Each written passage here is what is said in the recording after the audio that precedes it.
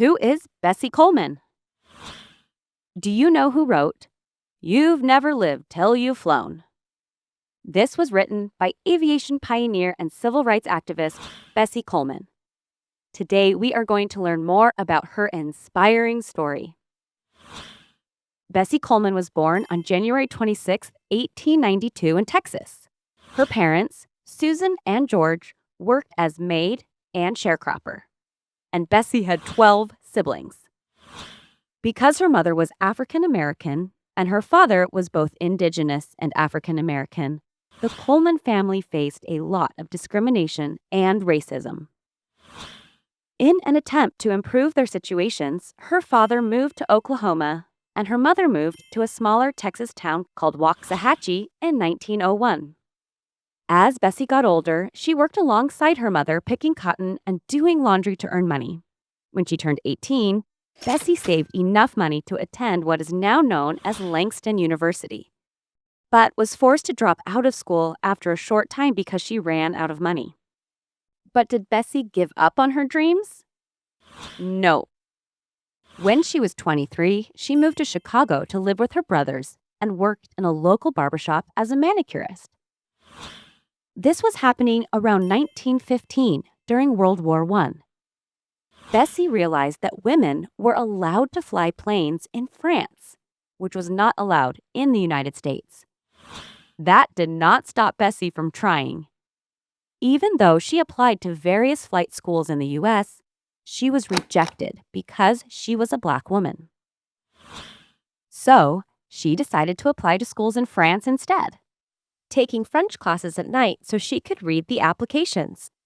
After several rejections, Bessie was accepted into a flight school in France and earned her international pilot's license in 1921.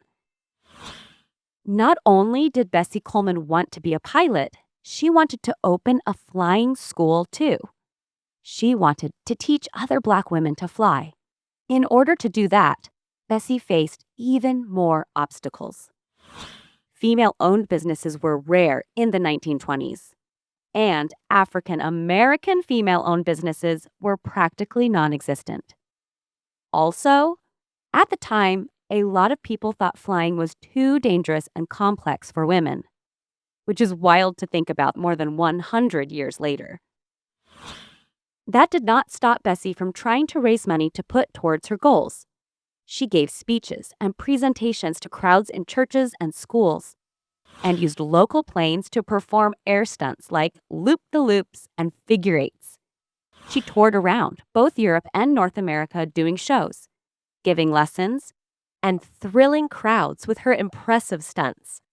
Because she believed in equal rights, Bessie would not speak or perform anywhere that was segregated or that otherwise discriminated against African Americans.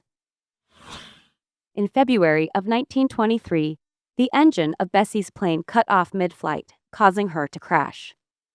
After recovering, she was back in the skies 2 years later and eventually was able to save enough money to purchase her own plane. She continued to perform air shows until 1926.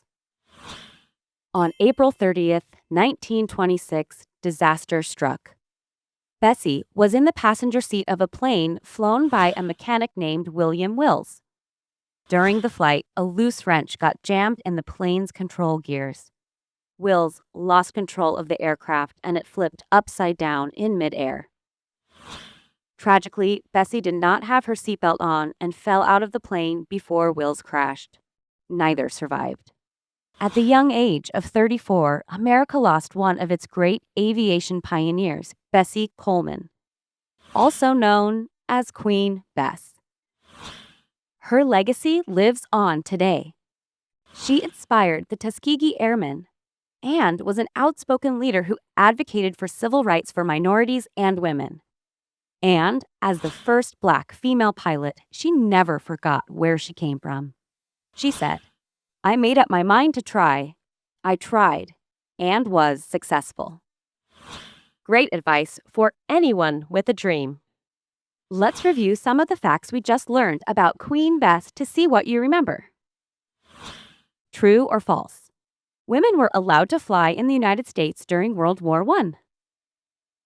False. What were two goals that Bessie had after receiving her pilot's license? Owning her own plane and starting her own flight school. Fill in the blank. After several rejections, Bessie was accepted to flight school in the country of blank. France. Nice job, everyone. Bessie Coleman was determined to follow her dreams no matter what, and advocated for the things she believed in, even when it seemed impossible. How can you follow your dreams during difficult times? Hope you had fun learning with us. Visit us at learnbright.org for thousands of free resources and turnkey solutions for teachers and homeschoolers.